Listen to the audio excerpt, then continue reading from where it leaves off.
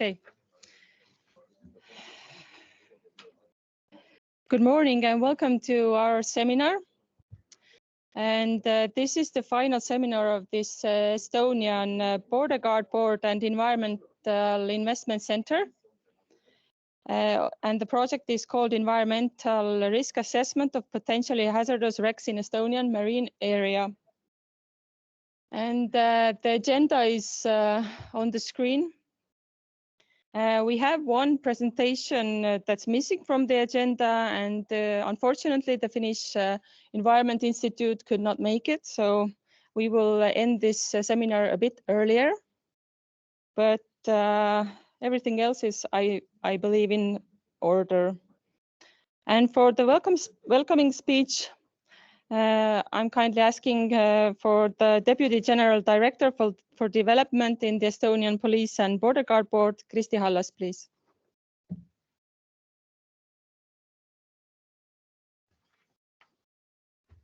Thank you.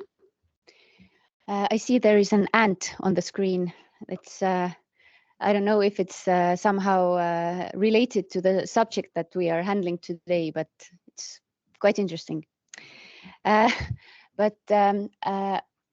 As already mentioned, my name is Kristi Hallas, and I am the Deputy General Director of the Police and Border Guard Board of Estonia. And this is actually my fifth day working as the Deputy General Director, so something new for me. But I would really like to welcome you here, and I am very happy that there is so many environmental enthusiasts in one room. This is also something that the subject is very dear to me, to my heart, and I think this is a very important that we discuss such kind of matters. And thank you to Marge, who kindly asked me here today to give you this small speech and welcoming speech. And we are very happy today that the seminar welcomes participants from different countries all around the Baltic Sea. The Baltic Sea is our shared responsibility to keep it clean, keep it safe. And I think that with this project, we are doing a lot for it. And thank you, thank everyone who is responsible for it. And also by working together to protect the sea, the Baltic Sea, we are also fostering relationships and promoting regional stability, which is quite important these days. Examining underwater wrecks aids in the identification of potential marine pollution risks and helps us to develop strategies for their mitigation. Did you know that Baltic Sea, I bet you did because you know a lot more of this subject than me, is one of the world's diverse and sensitive bodies of water. Because it supports numerous number of seabirds, fish, and of course other marine mammals. For example, seals, which are not very common in other countries. Protecting the sea ensures the preservation of this biodiversity and the ecological balance of the region. And of course, large-scale achievements are often consist of small steps, and these small steps cannot be taken very quickly, but they take time, as this project also took time. And I just found out that it started in 2020, so almost 4 years. And it also provides opportunities for learning, analyzing, and of course, adaptation of the things that we learn from analyzing. And by taking small steps of action, we can test different approaches and evaluate their effectiveness and make necessary adjustments along the way. And of course, this way we can optimize our efforts and achieve better outcomes in the long run. Every year, new wrecks are found in the Estonian waters, so the field of work is still quite wide. And although there are about 400 wrecks in our waters, the study of environmentally dangerous wrecks is a big step forward in preserving a cleaner natural environment, as well as it helps to plan future activities. And also based on what was discovered during this project is that cooperation partners now must think together about what can we do next with the results of the project. And I hope that today you will discuss this very thoroughly and you will have a plan what are the next steps as well. For the Police and Border Guard Board, this was the first time that we used NEFCO funding for a project like this. And along the way, we have learned and done quite a lot of new things. And we are very thankful that this NEFCO funding has been very flexible for us, because it has not been a smooth sail all the way. But close cooperation between institutions is important. Without it, the project would not certainly have had this value that it has right now. I would like to express my sincere gratitude to Nordic Environment Finance Corporation for financing this project. I don't know if anyone, thank you. Of course, I would like to recognize Estonian Environmental Center. No, anyone from, thank you. Estonian Navy, thank you, thank you. Estonian National Heritage Board.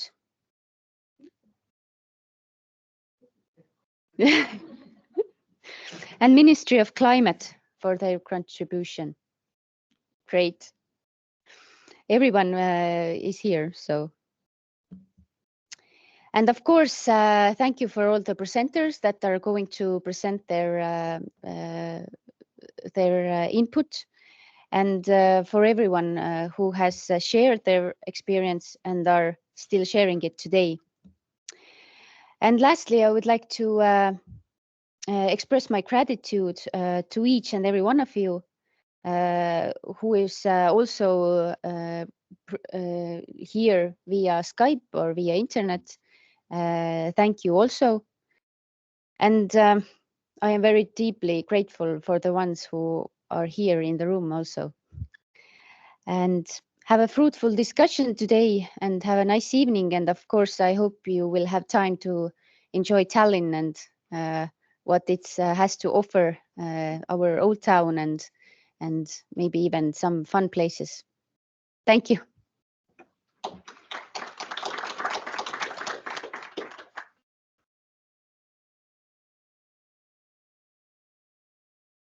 Thank you, Ms. Kristi Hallas. Now we will continue with the presentations.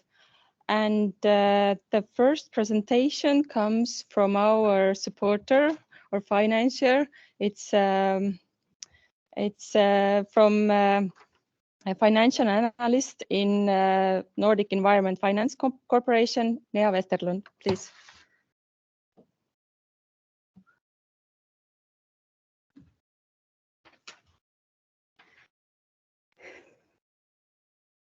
All right. A warm welcome, everyone, on my behalf as well. My name is Nea Westerlund, and I work with the Baltic Sea Action Plan Fund at NEFCO. The BSAP, as we call it, was one of the financiers of this project, and we are happy to see such a good turnout here today, both at the venue and online. I will shortly today give you a bit of insight into the Baltic Sea Action Plan, what it is, and the fund, and what kind of activities we've been involved with. So a bit of history. The Baltic Sea Action Plan was adopted by the HELCOM member countries back in 2007 to restore the ecological status of the Baltic marine environment. 3 years later, the Baltic Sea Action Plan Fund was established as a joint initiative by Finland and Sweden. Back when the BSAP fund was established, the main goals of the fund were to speed up the implementation of the BSAP by providing different grant financing to projects with the objective to improve the state of the Baltic Sea. After a decade of project implementation in the Baltic Sea region, and as a result of the rapidly changing scene for sustainability, the HELCOM member countries decided to update the BSAP in 2021. Today, it includes various actions such as biodiversity, eutrophication, hazardous substances, shipping, and fisheries. Since the establishment of the BSAP fund, it has allocated nearly 13 million euros to different project preparation, technical assistance, and project implementation all across the Baltic Sea region. During the years, these funds have enabled replication of new and interesting concepts, as well as accelerating the implementation of very concrete projects.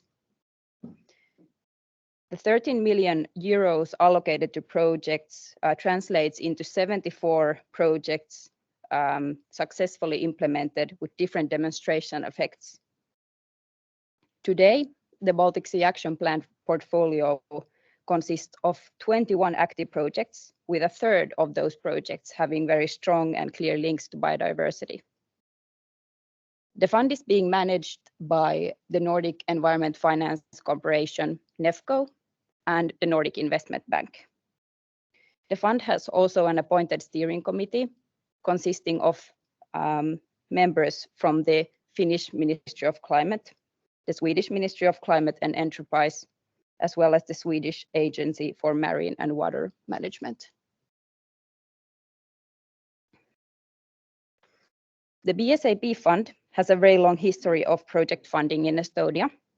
Since 2010, we have funded a total of 14 different projects, ranging all the way from different wastewater treatment projects to underwater evaluation of wrecks, which is the project that we're all here for today.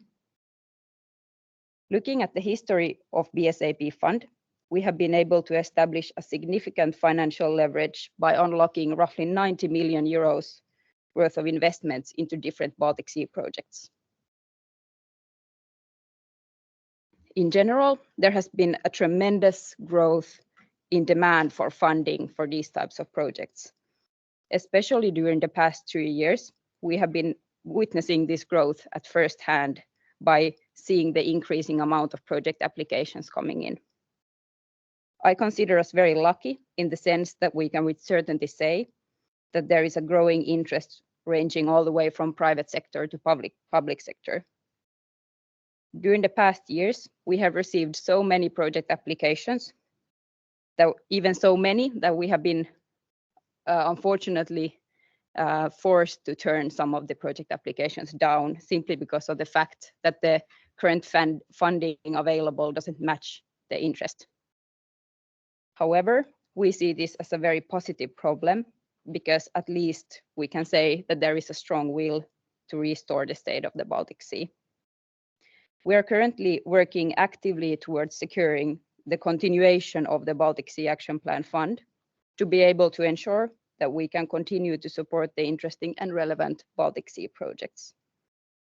We at the Baltic Sea Fund are very grateful for the opportunity to participate in such interesting and important projects, such as this one being presented here today.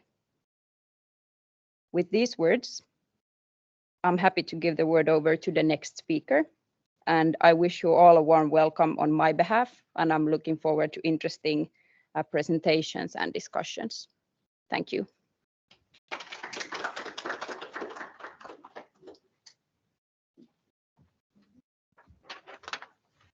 Thank you, Nea. If anybody has any questions, then we have a microphone in this venue, and Teams, you can use chat.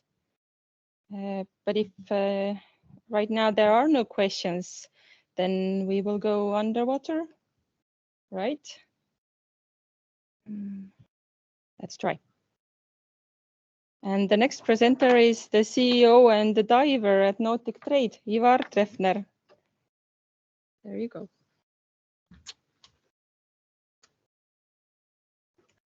Good morning, everybody.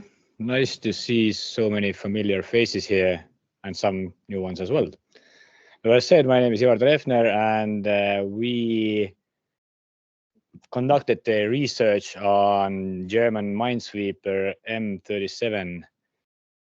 And well, we are a bit ahead of schedule, so I'm not going to, bore you with a lot of history, but some of this I will go into.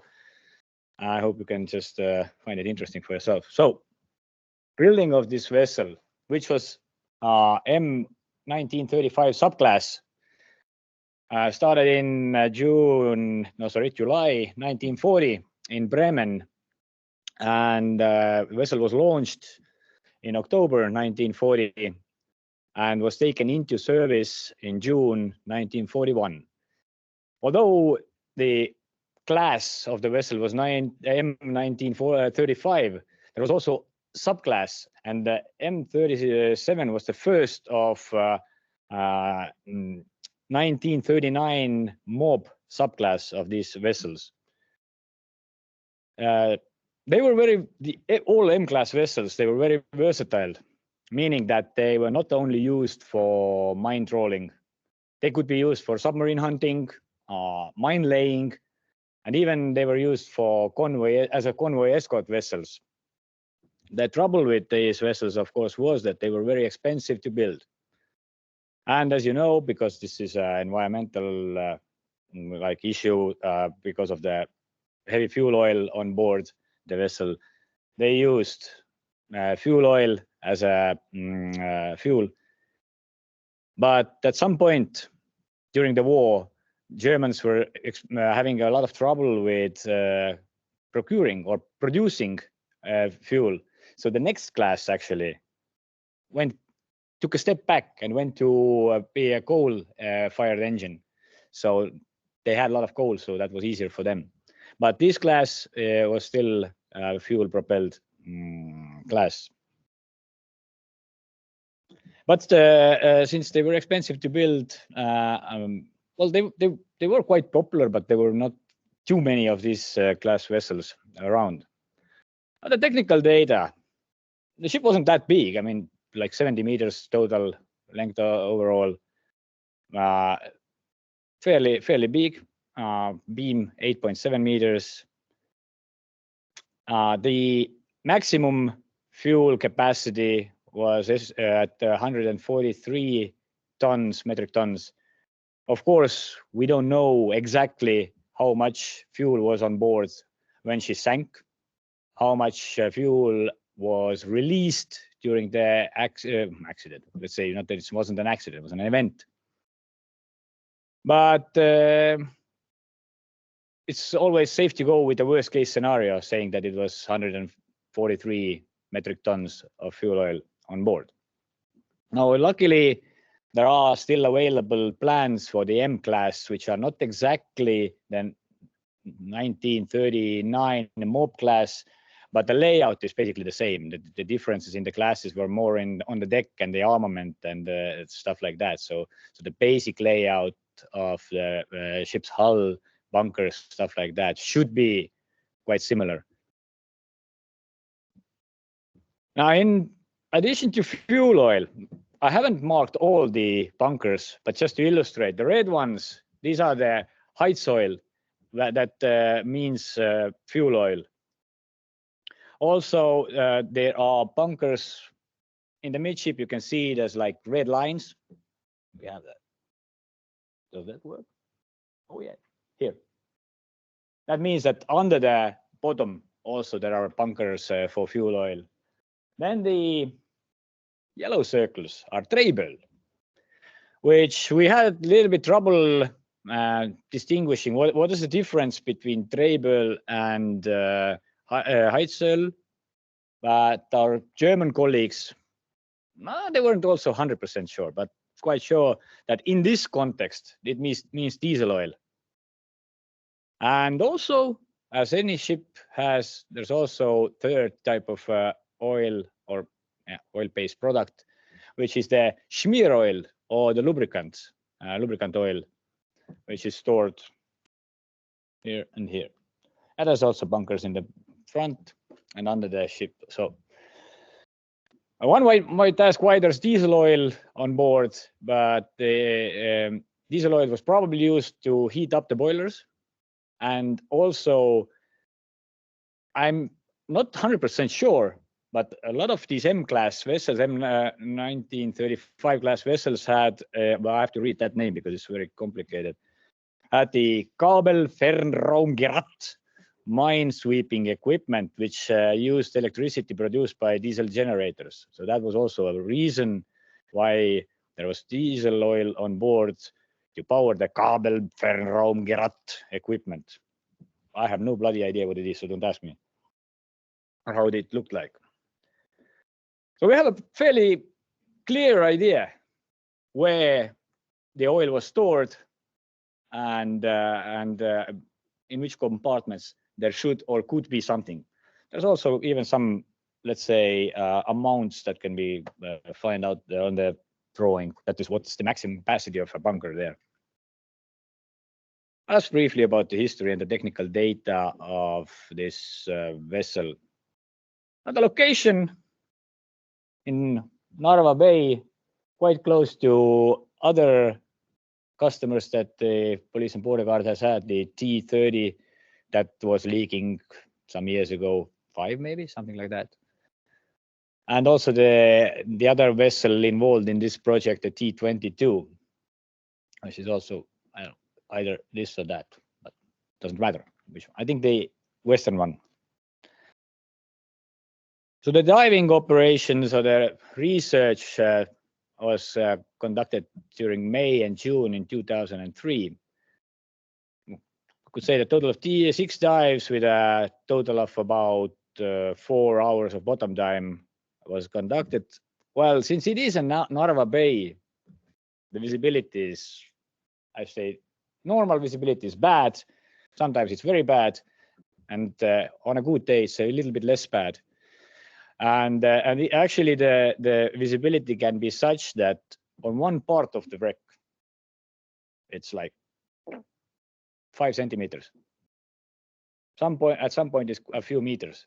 So even on the wreck, it can vary, and it doesn't move. I don't know why, but it's like in the bow, there was usually quite bad visibility. You go more to the aft, better, but not always. Sometimes it was bad visibility everywhere. So the wreck itself is broken into 2, because when she sunk, not voluntarily, obviously, but there was on the 4th of July in 1944, Soviet torpedo boat, speedboat, TK-101, made a successful torpedo attack. And the torpedo actually hit somewhere in the aft side where you can see now that there is a maybe 10-meter part of ship's aft or stern lying in one place, and the rest of it in the other place. However, there's about roughly, I would say, 10-meter section missing. So this is the place where the torpedo hit. And it looks like it's exactly the same point where the munitions chamber was. So that would explain this 10 meters of missing section. Probably that exploded and just cut the ship in half. There's a lot of holes in the hull, so I would assume, the assumption is the mother of all F-ups, but I would assume that a lot of oil has already escaped through these holes that are in the hull. But you never know. Now, the other thing that is of environment, there's basically no nets. There are some fishing nets, so there's really not many coast nets on wreck, so that is not a big environmental issue. The other thing that may be something to think about in the future is that these M-class mine trawlers, they used paravents that had 8 kilos of mercury inside them. They used this mercury in a depth control device, the problem is that not all M-class minesweepers had these paraments with mercury on. We don't know which ones had and which one didn't have. However, there is still at least one paraman visible there. You can see the picture from the Forum Marinum on the left side in Turku, where this the otter paravan, although all the paramans were called otter, so it doesn't really make sense. It's the otter to say. Well, is displayed. They're not exactly the same. There are small differences, but the aft part of that paravan on the wreck is quite similar to the drawing. And then, yeah, so there's a clear chance that this is one of these paramans that had 8 kilos of mercury, which is a very toxic substance, obviously, as you well know, on board. So removal of this paravan is technically not very difficult. It can be easily done. So it might be as a project to think about maybe removing that paravan and see if it is actually, if it still contains mercury, or if it did contain mercury. Of course, there was not only one paravan on board, at least 2, but more likely it's like 4 paravans. But only one is visible at the moment. It's probably because the ship lies on her side. And the paravan is quite high on the starboard side. It is possible that the other one is under it. It's possible that during the sinking progress, they just drifted away. Who knows? But at least on the wreck, there is now more evidence of other paravans. So yeah, this might be an idea for the future to recover this one and to ascertain whether it is environmentally dangerous or not. And this actually concludes my presentation. So if you have any questions, I'm happy to ask them if I can. Yes, Kaupo, please.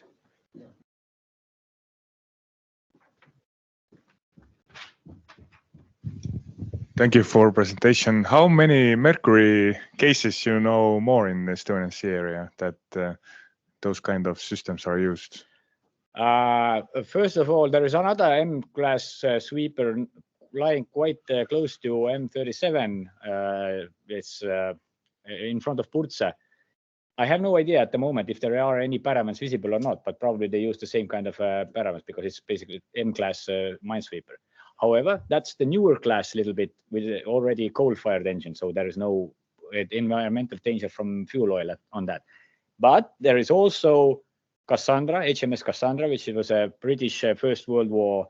She wasn't here during the First World War, but she came to help us during our Independence War. And Cassandra had on board also supposedly 4 paramans, and these should have about 25 kilos of mercury inside. One of these paramans obviously exploded because the Cassandra sank during the sweeping operation, and but the speed was so low that the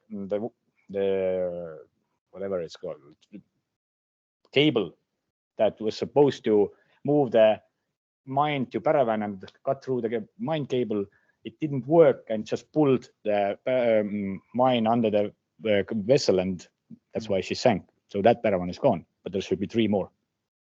Okay. But at the moment, I don't know any other. So these are the knowledges what you know, somebody knows, but how well they are documented, as everybody else knows in the room. Well, Cassandra has been researched by us, and you have the report, and there it is written.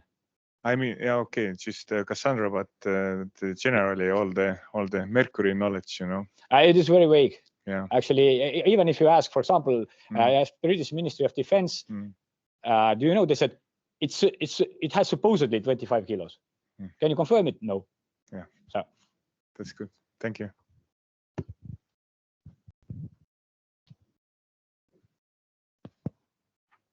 Yeah. All right. That picture is obviously not from M37.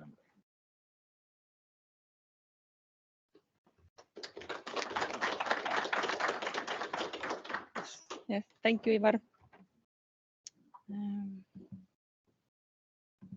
Now we will continue with another survey from the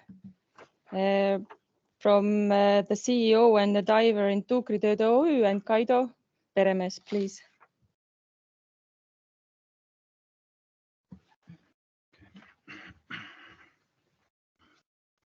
Good day, and I'm trying to give an overview survey of 2 wrecks with a task thanks to this project.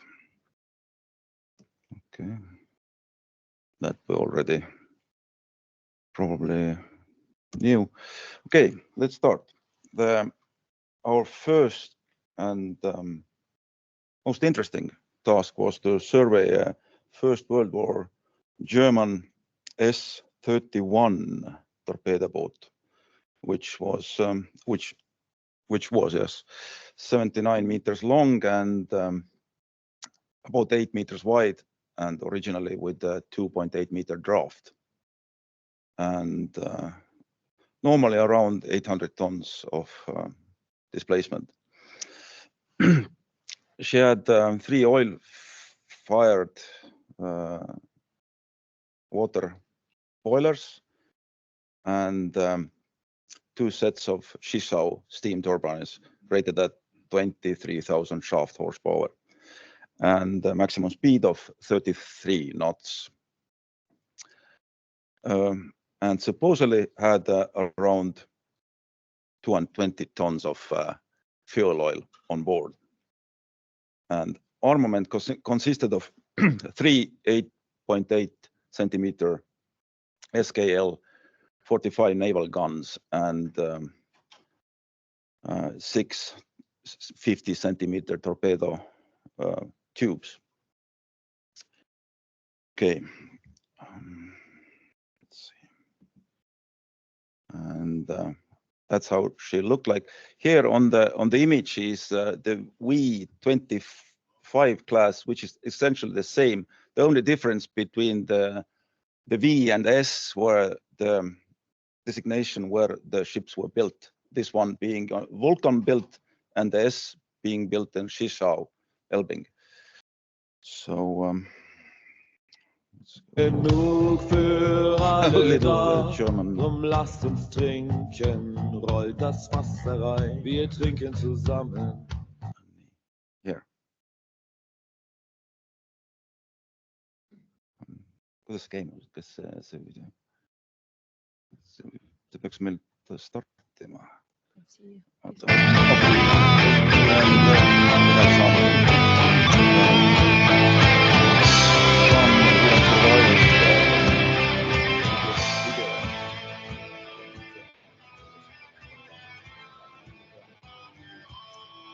In October, she was completed in October 1914 and was a member of the 17th Hull Flotilla and took part of the operations in the Baltic.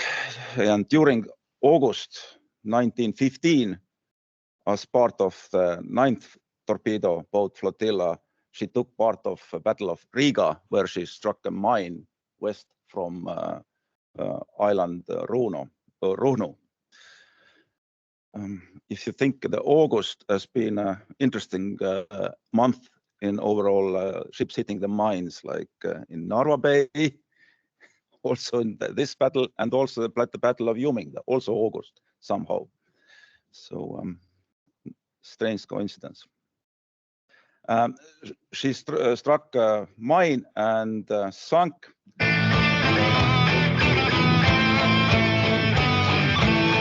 And 11 men were lost. And this is the location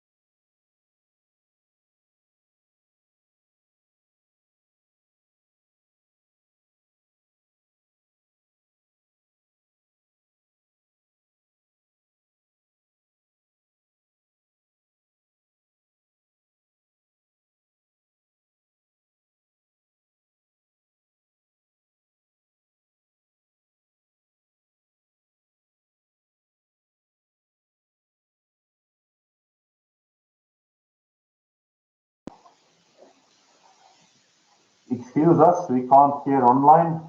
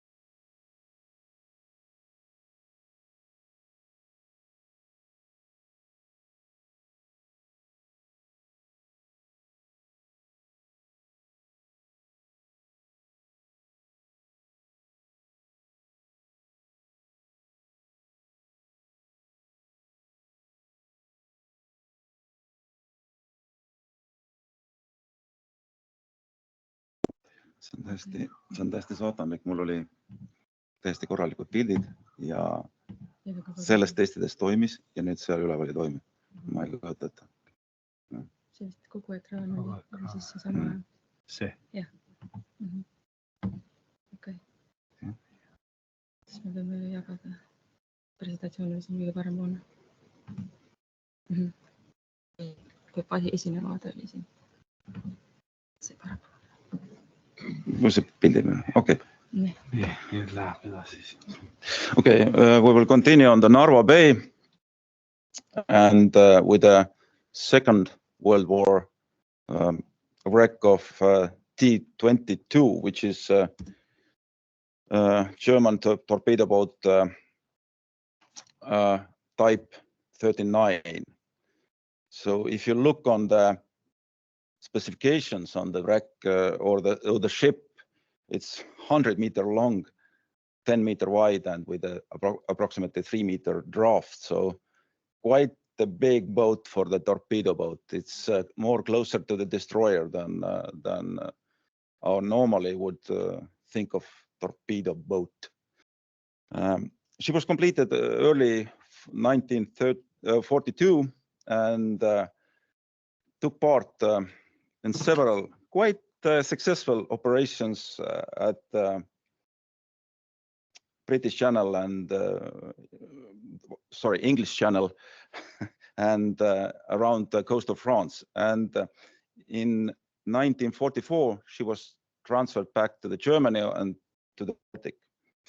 And in August of 1944, together with other ships, similar ships, T-30, T-32, and T-23, she was tasked to complement already existing minefield in Narva Bay. The minefields were made by Germans, and they wanted to complement them. But because of the navigational error, on the night of 18 of August 1944, most of them struck the mine. T-22 struck 2 mines, and 3 boats from 4 sank with considerable loss of life. I believe there was like 143 men lost. Okay. That's how they look like on the schematics. But this, in our case, was not the superstructure was not so important for us, because after they struck a mine, they became top heavy and capsized. And here is the multi-beam image of the T-30, which is nearby from the same operation. And why it's important, why I'm starting to talk about the T-30, because we had the experience of pumping out oil from her after leaking, and she was a very good example for us to understand the wreck. And why it's important again, I'm explaining a little bit. The same image, and on the more from the side. Here you see the bow section, and on the back there you will see the aft section. You see that the aft section, aft part, is a little bit higher than the mid section. And what happened is, because of the explosion and mine explosion ripping everything inside the ship, the bulkheads and machinery into the pieces, the remains of the oil collected into the higher parts of the aft section. And the leak was quite small. We had also big trouble, like 3-4 times, in order to locate it, because you could see it on the surface coming out the bubbles, but trying to hit the pinpoint where the leak comes from on the 30-meter depth is not so simple, because all this hull looks on the surface wise very similar. It's a thick rust covered surface, and there are not many special objects to orientate, and so it's quite hard. Finally we found it. Just a moment, and let's try it. It starts, and that's how it looked like. So just the tiny pieces.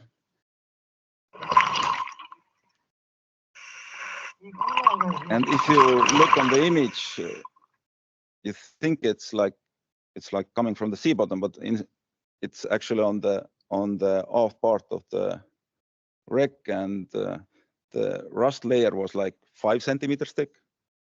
After cleaning, we found that there was a specific weld which started to leak or was corroded through. So the oil was spreading under the corrosion layer and was like leaking out on 1 meter or more away from the actual leak point. So it was quite interesting.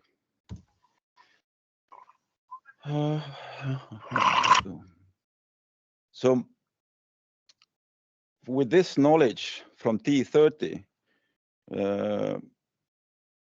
we started the survey on T22. And as you see, she is also capsized a little bit differently. The bow and aft section more separated. And you can see already on the multi-beam image that bow section had when the T30 had a huge hit into the middle of mid section, then T22 had 2 hits, one being under the aft, and which caused her even more damages compared to the wreck of T30. And if you look from other perspective, here is the aft section. You can clearly see mine caused hole on the aft of the vessel, and also the mid section ripped apart. And when we followed the hull closely, you could see that highest points on the T22 had several holes and ripping holes which were exploded from inside out, which showed that the mid section explosion kind of exploded from within to the out direction. Here is a close up to the aft, close to the second mine explosion. You can see that there are extensive damages going around the wreck, and so if there any fuel was present, it's most likely leaked out. And most important being, that's the keel section of the T22 aft. And when on T30 we could collect the oil close to the keel area, here you can see it's cracked. So the all oil what was trapped there has been long gone. Here's another high point from T22 22 bilge area where you can see that explosion came from within. So probably it ripped through the bulkheads, and on the way, like explosion happened, it exploded outwards. And last, I will, for a closing remark, I will hope that will start is that's the finishing. Okay.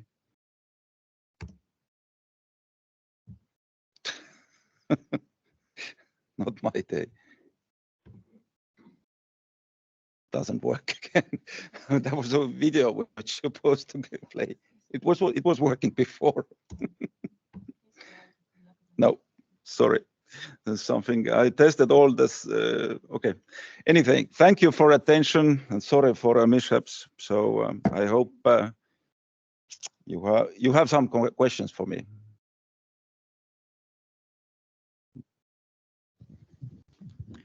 Yeah, thank you very much. Yes.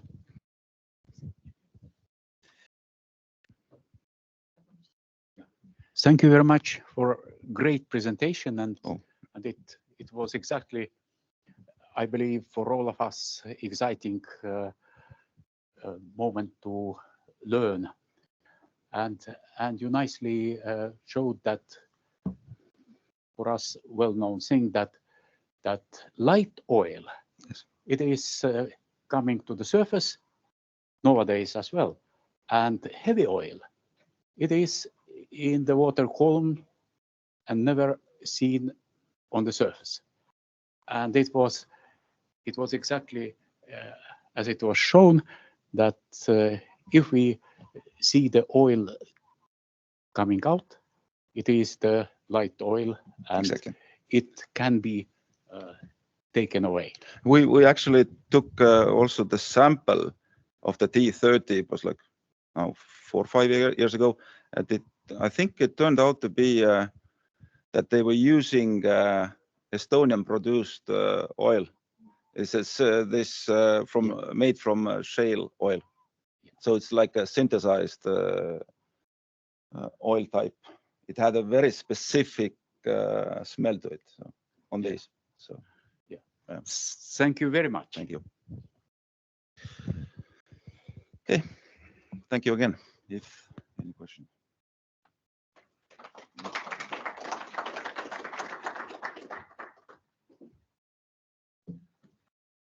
Thank you, and sorry for the Teams viewers for this mishap we had. But next we will present you with a presentation about exploring 20th century shipwrecks and addressing environmental hazards from the advisor on underwater archaeology in the Estonian National Heritage Board, Maili Roio, please.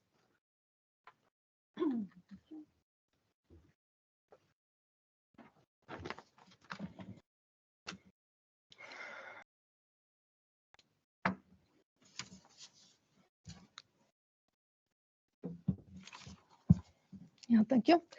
So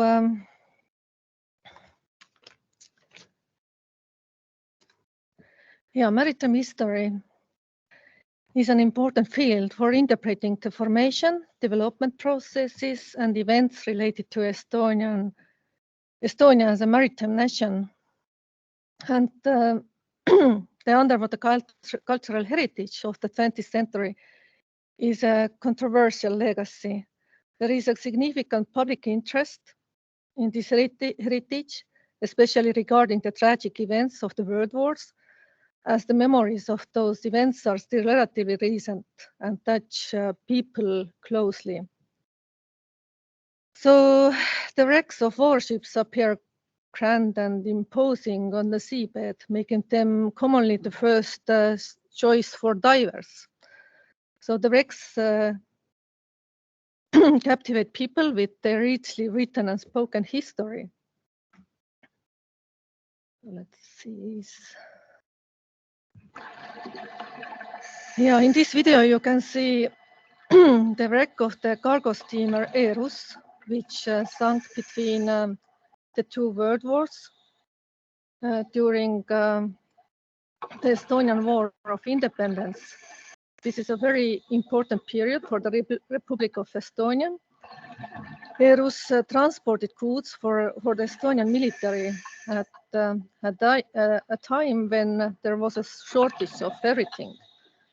And it was a crucial shipment that largely remains at the bottom of the sea to this day. The cargo was valued at nearly $2 million.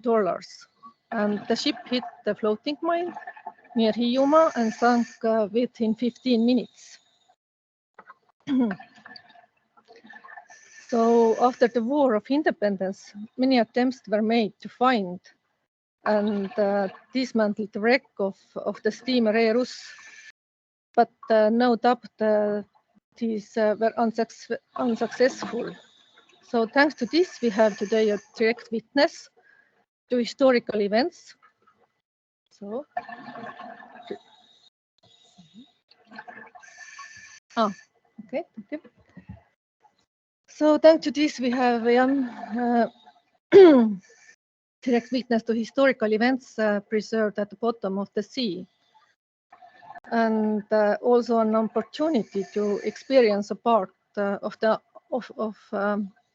atmosphere of the period around the War of Independence, and then young nations internationally forced to improve its situation.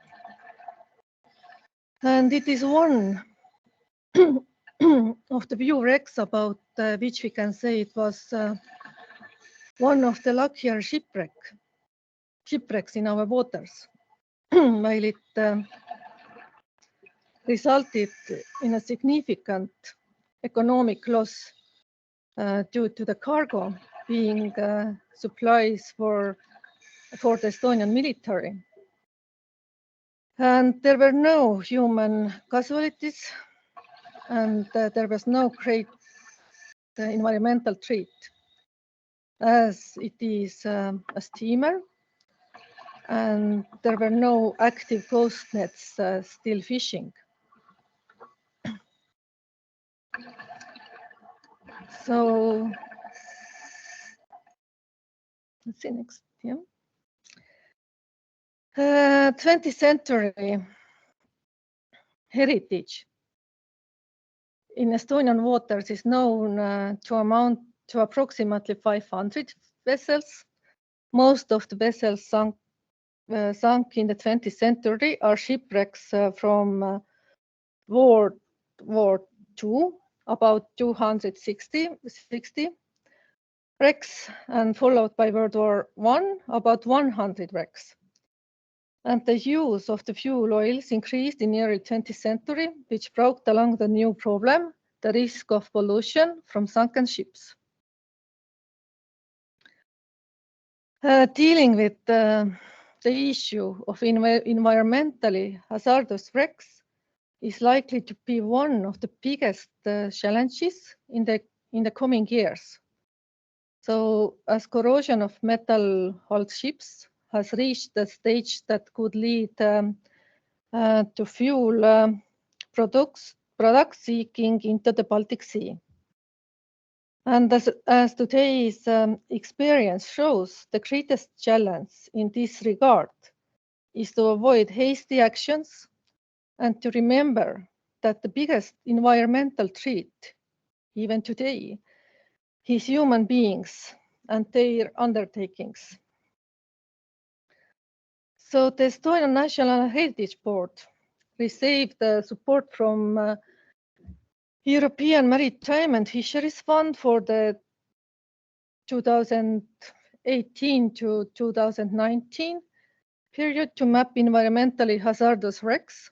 And during the 20th century, hundreds of potentially dangerous ships have sunk in Estonian waters, and they can pose, sorry, no, it's we are still here, so pose a danger to the maritime environment in three ways. So fuel munitions and the so-called coast nets. Coast nets are trawls and nets left to to trap fish for years in an unorganized manner, and in some cases can pose a more constant threat than fuel or munitions. And the documentation of wrecks permits an assessment of their situation and of the damage sustained by the ships from the circumstances of the sinking. And besides information gathered from fieldwork, archives, and other written materials are investigated with the aim of drawing up an almost complete list of vessels that have sunk in these waters during the 20th century and evaluating fuel and munition quantities in the shipwrecks. So what we know now, we have approximately it is not approximately, but according to this study, 72 vessels that could pose a medium risk and one wreck that could pose a high risk to the environment in terms of fuel were identified on the basis of historical sources during the assessment of the environmental hazards of ships sunk in the 20th century. And this was based on the maximum amount of fuel that could be contained in the tanks of vessel of the certain type. So the condition of the wreck, for example, whether it's been cut down to scrap or an explosion had occurred at the location of the fuel tanks, etc., was also taken into account where possible. And the wreck considered high risk was S-30, this torpedo boat, the destroyer S-31, as introduced by the speaker Kaido Peremees. And its risk level after field work could be assessed as rather medium or low. Is it correct now? So, and in other words, maybe even low, not medium. I don't know. So, in other words, assessments change depending on how many wrecks we have managed to document during fieldwork. So now a few more numbers. Based on data collected 5 years ago, we have located 44 wrecks with assessed risk level of medium or high. So the location of the remaining 28 wrecks are still unknown, but their approximate location have been identified. So remaining about 400 or so vessels lost in the 20th century have been assessed as posing a low or no risk to the environment. So, however, it has not been assessed whether these wrecks have a ghost net, for example. So here you can see images of the two submarines. The first is the Russian submarine M103, which sunk during World War II, and its hull is highly deteriorated and covered with numerous nets. Notably, more than fuel leaks, one can observe the abundance of fishing nets, trapping hundreds of fish and several seals. The second one is Russian submarine Akula, which sunk during World War I, and you can see some mines there on the bottom of the sea.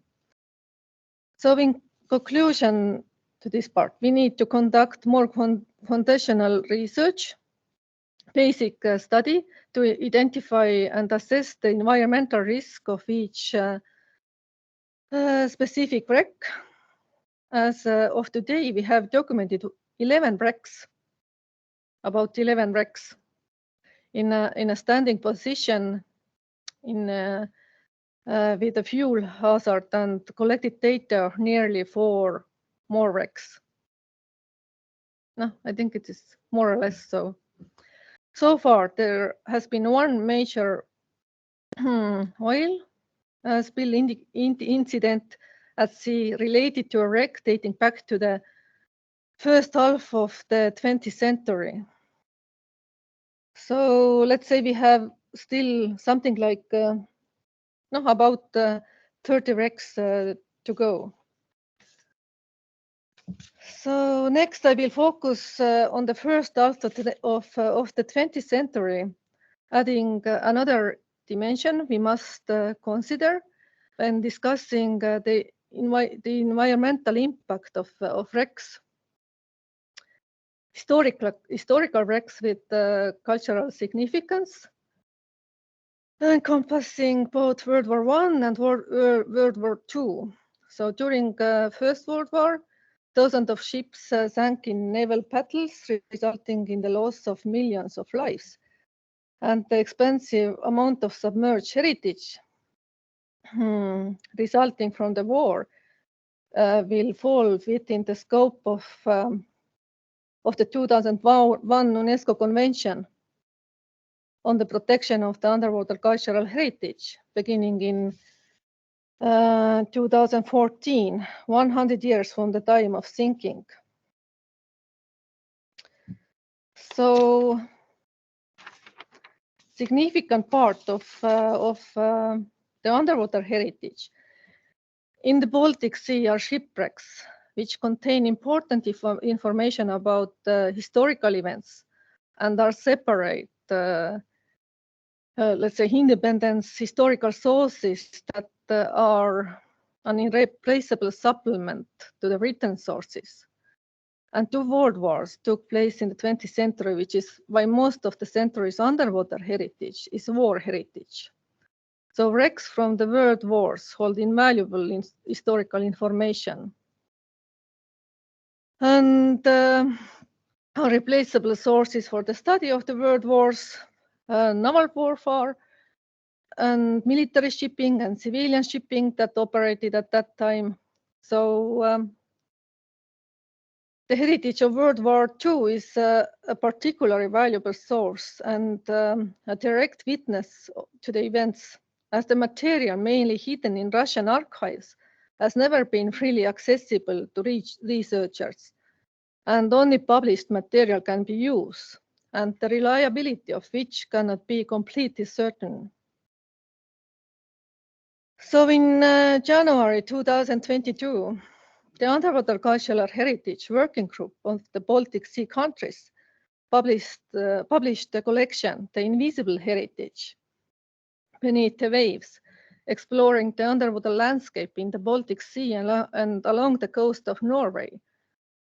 And approximately 17 years ago, the Baltic Sea states, led by Swedish National Maritime Museums, summarized the situation regarding the scientific research of underwater cultural heritage, existing legislation, training, recreational diving and dive tourism in the framework of the Fruitilus project. And the final report of the Fruitilus project notes that Baltic Sea states have had a very different historical approach to underwater cultural heritage. In addition, each country needed to present most valuable submerged monuments with the purpose of visualizing the otherwise hidden and invisible underwater cultural heritage. So it has been updated according, this list was updated according to what we view as the most valuable and representative part today. So alongside Stone Age settlement sites, historical harbors, and unique wooden sailing ships, many countries have highlighted the heritage from the world wars, first and second one, as valuable part of our underwater heritage, as seen in these slides. So, and the underwater cultural heritage in Russian waters is also represented here. The publication certainly also has another significant meaning for the working group. This marks the end of cooperation with Russia. So the biggest disaster of the 20th century, the Juminda mine battle, marks the drowning of about 15,000 people who went down on nearly 65 ships. And however, in addition to people, the ships also had a lot of material values, which were stolen by the Russian forces from the occupied territories. In addition to everything, today we have to deal with the environmental damage caused by these wrecks. So therefore, we have not yet managed to solve the problems caused by the wars of the 20th century. There are simply an incredible number of them. And the task of manager of cultural heritage is to ensure that the source value of these wrecks is also preserved while eliminating the environmental damage caused by the wrecks of the 20th century. They are today only sources that help us to understand historical events in the most objective way.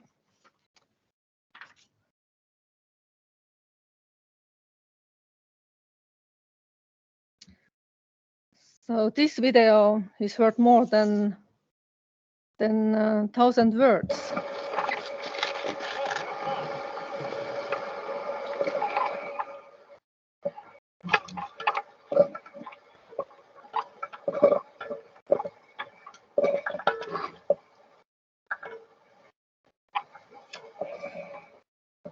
I hope it is visible.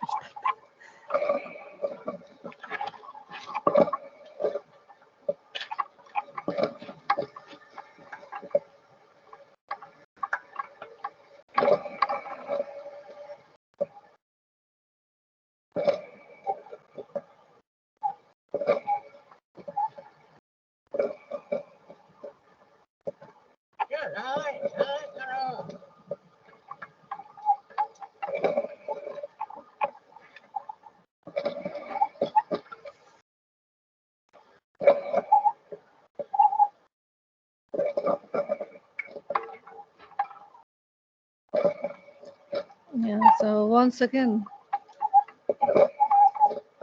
wait. Okay,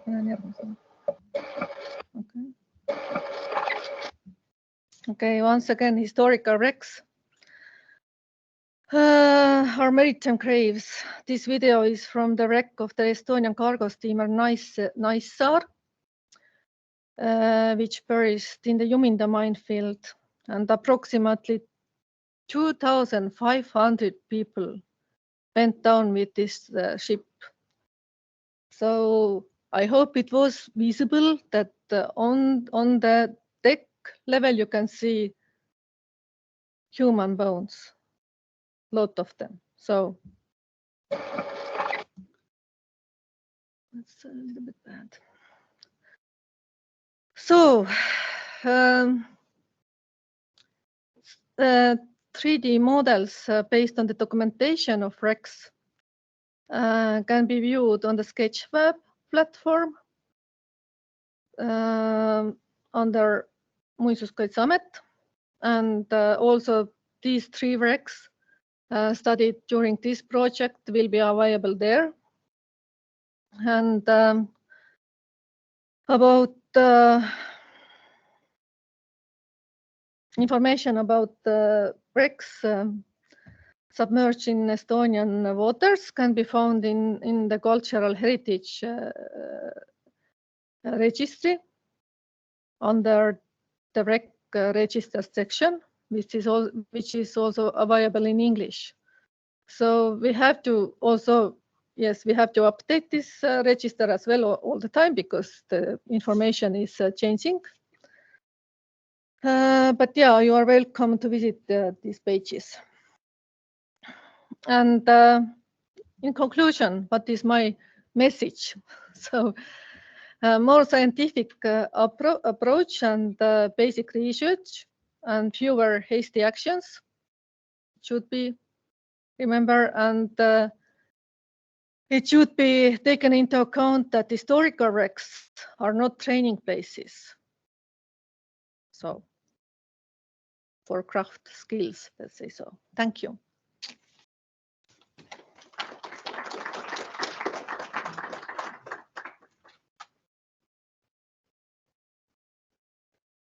Any questions?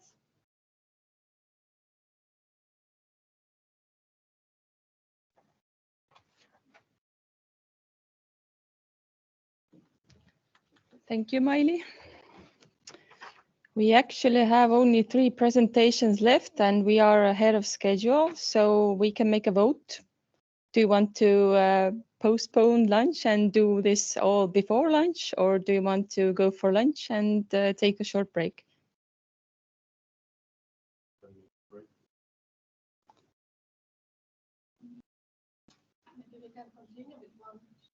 One presentation?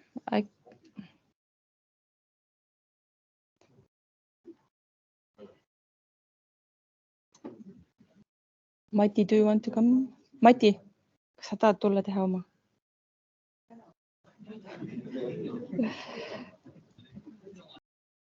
Okay, we will make one more presentation then.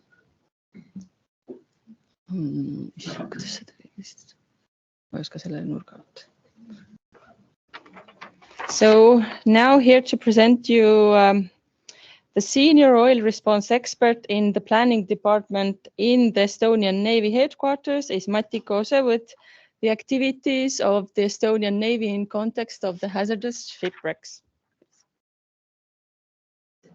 Kas see on täis, see vist ei ole täis. Proovi see panna täis ekraani.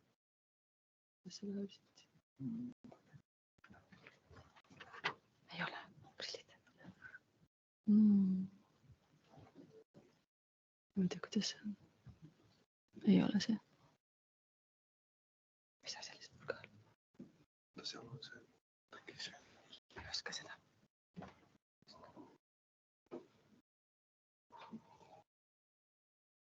Üles parem see kolm täppi. Ei parem üles. Seal. Kolm täppi pane full screen. Ma ei näe seda üldse. Kus see on?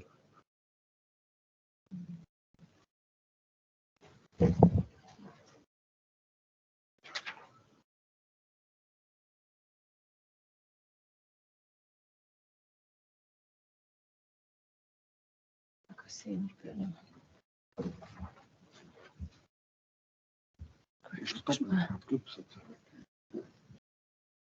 Is this it? Kas nii läheb? Jah, nii läheb. Okay, palun.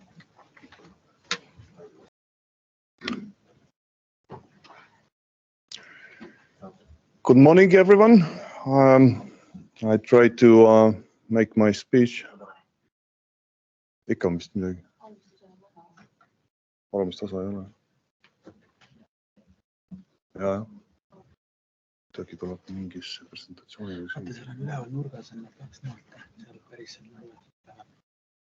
See, jah. Okay.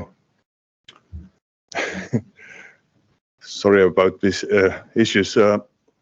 Technical aspects are a bit difficult today. Good morning, everyone.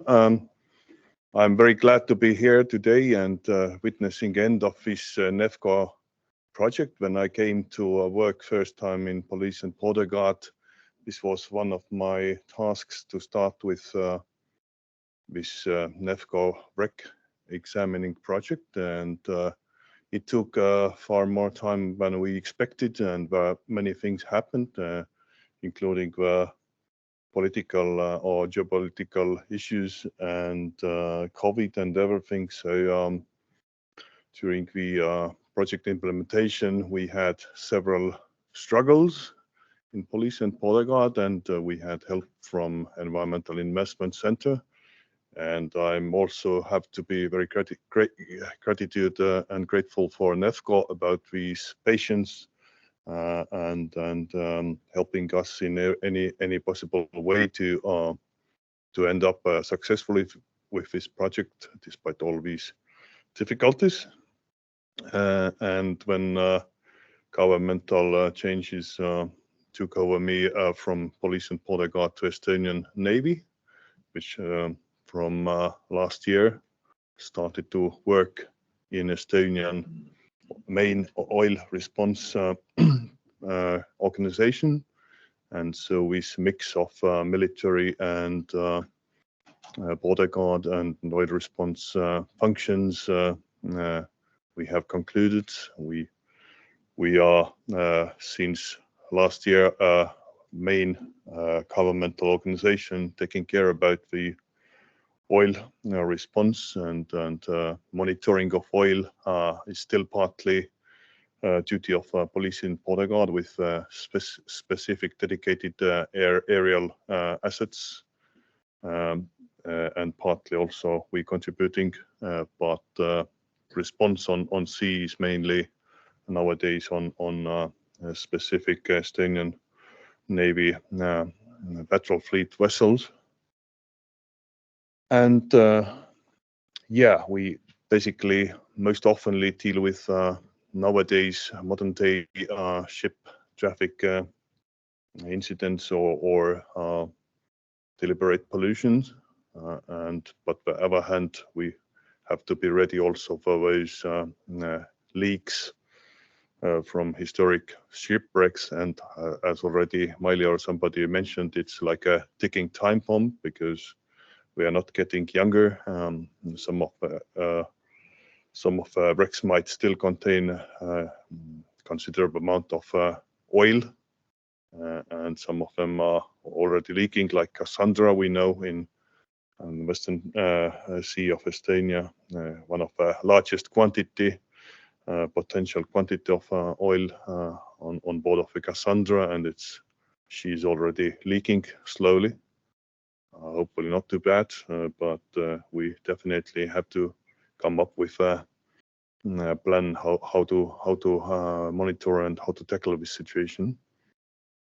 But let me give you a short overview of what we have done so far during the first year of naval role on oil response. We had interesting opportunity on last year to test the brand new European Maritime Safety Agency service, which called ROV inspection service, so to say.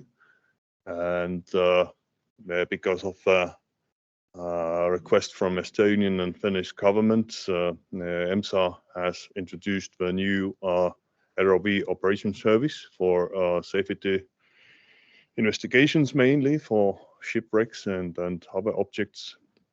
And last summer we had opportunity to plan a short mission to come up and check how this new service will be usable for historic shipwrecks examination, and trying to get better idea about their environmental potential hazards and other issues. And we have had fortunately the experience from a past, and especially this NEFCO project by myself, so it helped and smoothed in great deal to plan this type of operation with a multinational and multi-authority approach. And we took the same Ministry of Climate register about the potentially hazardous shipwrecks and pick up the same Juminda minefield cluster for logistical purposes, mainly to be in one area with maximum benefit from moving there. And we teamed up with the our own assets. We have had chance to devote a working time of our main oil response vessel Kindral Kurvits, and EMSA provided the contracting team with ROVs and operators on board of a vessel. And as we have these also cultural heritage objects, we teamed up also with Miley from Heritage Board, and she was first-hand local authority for having a chance to conduct these surveys. And yeah, also we people from our Maritime Safety and Safety Investigation Bureau was on board of a vessel to just also to be observing and receiving some experience what type of service we are having and what can be achieved in terms of ship accident research. And here is a list of different wrecks with what we have done targeted the study. At the beginning, we was aiming about roughly 5 to 10 different wrecks and about 10-day mission. But we have several interruptions because of the adverse weather, because of the some state-related duties of patrol vessel. But from other hand, it was possible to extend the mission for a few more days, and we came over altogether better or less successful surveys over the 7 wrecks, if I'm correct, and few of them were already previous sonar scans we knew were in several different pieces because of the mine hits and explosions. So we considered them as separate objects in the same area.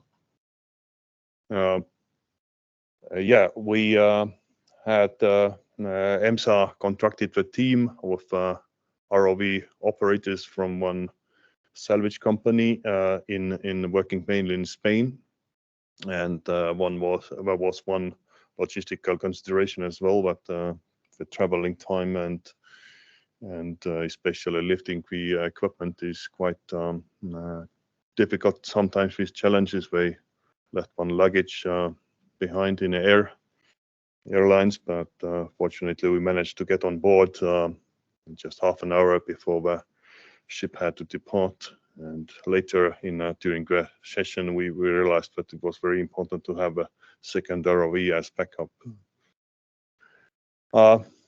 Yeah, there are some lessons learned. What I pointed out, it was brand new service, so we didn't have previous experience, and everybody was very keen to get some experience and try to evaluate what added value could be on these type of investigations and this type of service.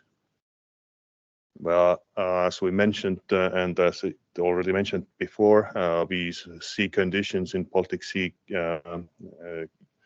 for studying these wrecks vary a lot, even day by day or case by case. So one of them very big difference between the local divers and these type of longer headland missions is the flexibility.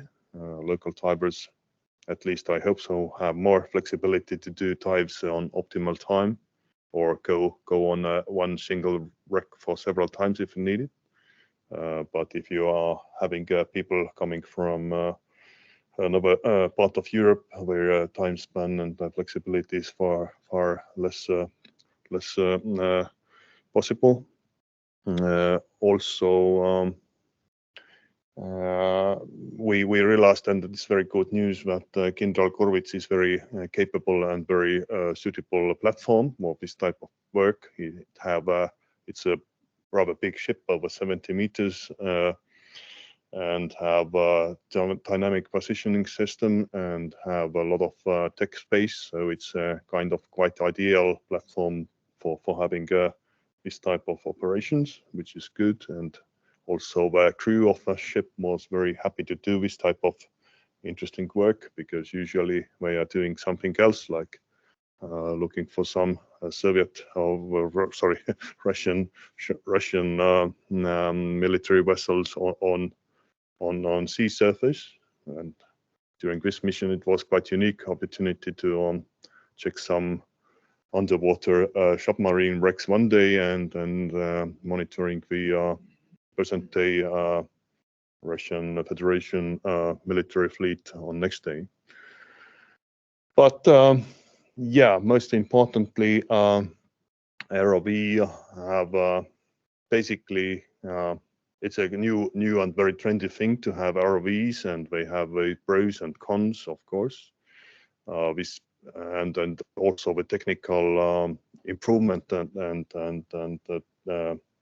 sophistication is very nowadays it's very fastly developing. So it means that there are every year the newer and better models comes up, and I would say that these ROVs already wasn't maybe on top of the list anymore. They are but most importantly, the Heritage Board had original wish to have a good quality 4K videos for making the same type of 3D models out of these videos for these inspections, but the HD quality is not that sufficient. It's okayish, but still a bit less than ideal. From other hand, the divers and these high quality ROVs have side arms for extra lighting, and it's very important to not have this snowfall effect. If you have frontal lights, like most of ROVs still have, which means that all these sediments which comes up from the propellers of ROV when they are close to the object, they are making a big difficulties to see the objects itself, rather and filming these kind of sediment burst. It's not very good. What else? Yeah, it's local knowledge is very important. I think we all underestimated the strength of currents sometimes, and a few times it has been quite bad consequences for these ROV operations.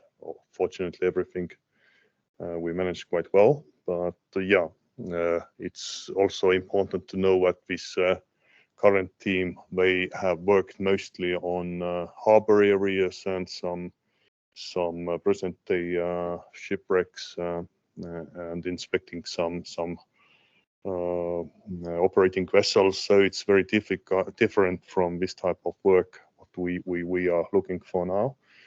And certainly these if we want to have this type of investigations by using the EMSA free service, it means that these operators must have far more knowledge, maybe even some special training, and of course they should be guided or supervised by the Heritage Board experts. Otherwise, you don't know.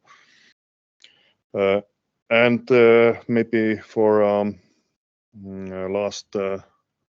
last part, I would like to give a short overview also what we have planning or what type of ideas we have for further work. Of course, our main task in Navy not to study the historic cultural heritage of these shipwrecks, but rather monitor and be ready if some oil pollution comes up.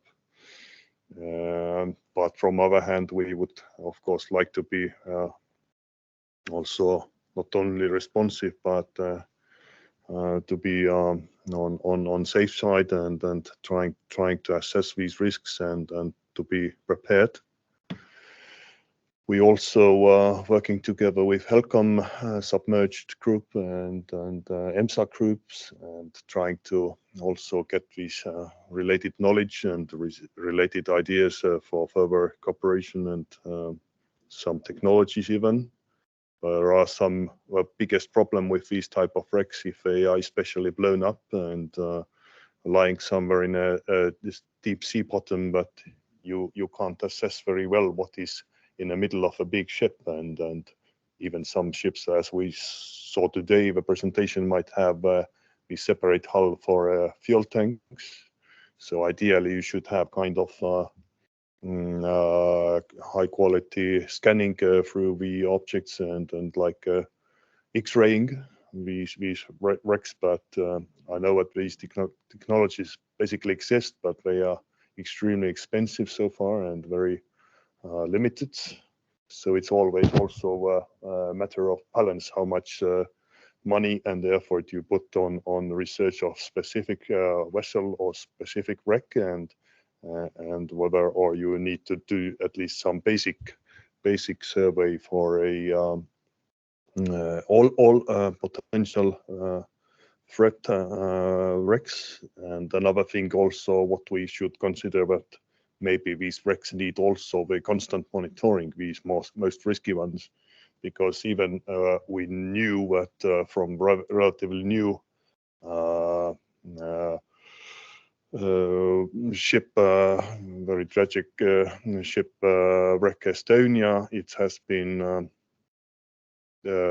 changed over the few decades quite dramatically. There are a lot of integral collapsing, and these type of things reveal that although we deeper waters of Baltic Sea are considered as quite good, environmentally good conditions for preserving the ships for quite a while, still always every situation is unique, and these type of rapid changes could be happen.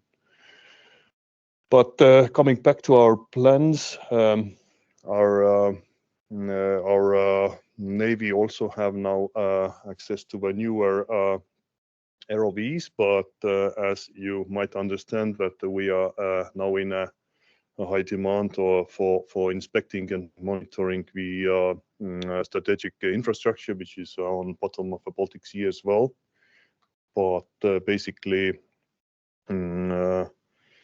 we have some ideas and some plans to still use experience what our Navy operators could have in the future to start up with some moderate contribution as well.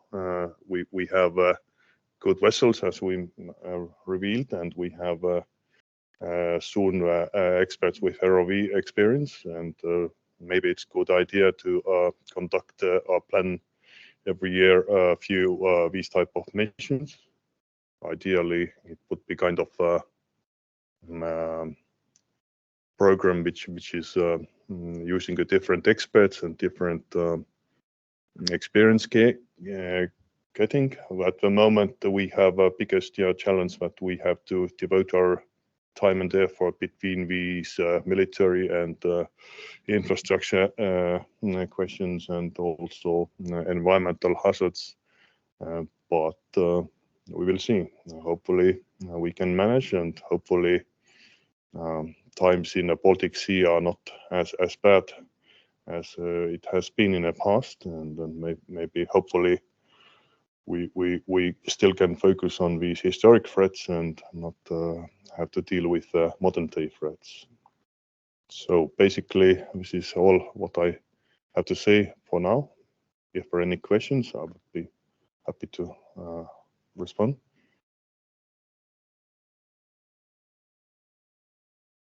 Maybe the explanation about this image as well. Kaido Peremees was maybe happy to see that one.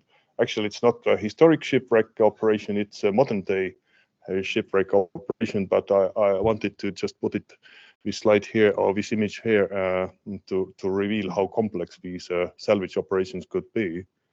So it was a ship, pleasure craft or luxury yacht called Hooligan, which had a Finnish origin.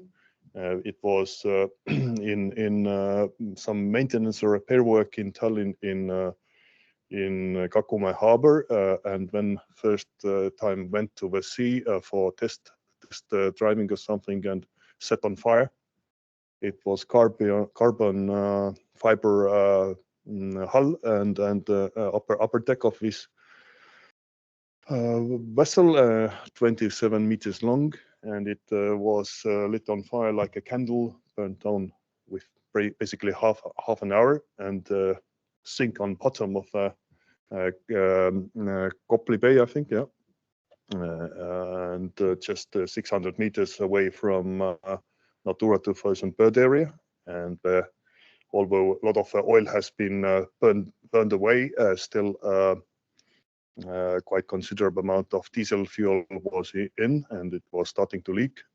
When we sent our fast response vessel Raju made boom containment, so its oil or diesel oil was mostly kept inside. And when Kindral Kurvits came to put even a second layer of containment booms and absorbent booms, and at the same time Kindral Kurvits crew got COVID, so we been staying in quarantine next to a shipwreck, and one guy had very bad health. He had to be sent on hospital via small boat. And then we had a problem that it was obvious that this is a high environmental risk, because basically according to fueling data, there was 6 tons of diesel taken on board before the departure. And it was very close to the important nature reserve and public beaches. So we had to have somehow solution how to tackle this issue. We didn't have any other chance to do a parallel way research and requesting the Finnish insurance company, which we had difficulties to contact at the very beginning, and same time had procurement process going on for salvage work, because it was obvious that this is environmental risk and also semi-floating hull posed also the navigational hazard. And yeah, we've been very successful or very lucky, because this one and only floating barge, she was building a LNG terminal structure in Paldiski, but because of this emergency, they've been willing to come to help us. But they had one and only condition: this guy and his company should become as scuba divers. We don't mess with nobody else, because it was very tricky situation and tricky wreck there, and they knew that they can trust the divers from this company. My big concern was, of course, how to put these type of information or these type of condition into the procurement. But and another thing was that the time frame for this salvage operation was very short, maybe 3 days or 2 days, because this barge is not very seaworthy in strong winds, and if there are a lot of waves, of course, lifting up this type of shipwreck is not easy, or not even possible, or dangerous. But yeah, we finally had one last Friday left, and then we in a Friday morning we got finally the notice from Fennica insurance company that yes, we will cover these costs. And well, the barge was already departing, and yeah, it wasn't very easy to lift this mess up, and the damages was very bad. So we decided to not try to empty the wreck hull in a place from fuel, but rather to transport it to Police and Border Guard Harbour and try to contain the situation over there. And despite all the odds and despite of picking up a wind, we managed to transport this hull into the 7 kilometer or 8 kilometer away into the harbor and lift it up with a crane into the harbor territory. And our good colleagues from rescue board, they already was ready there with absorbent. So finally, the shipwreck started to leak most of the remaining fuel when already on surface of a harbor harbor pavement.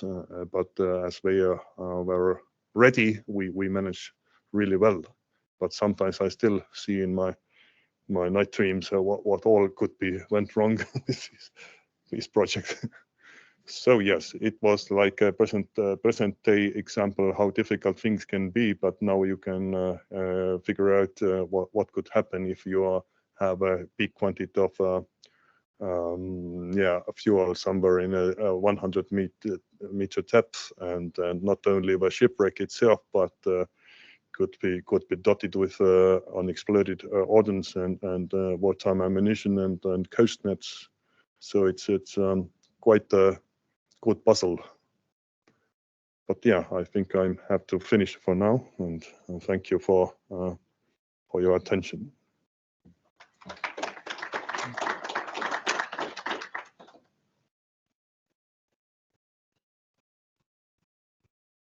Any questions? No. Okay, we don't have any questions. Thank you. We will make a short break, and we will continue this seminar 12:30. So lunch is provided by the Police Border Guard Board outside these doors. So you're very welcome. And we have 2 speakers for dessert later. So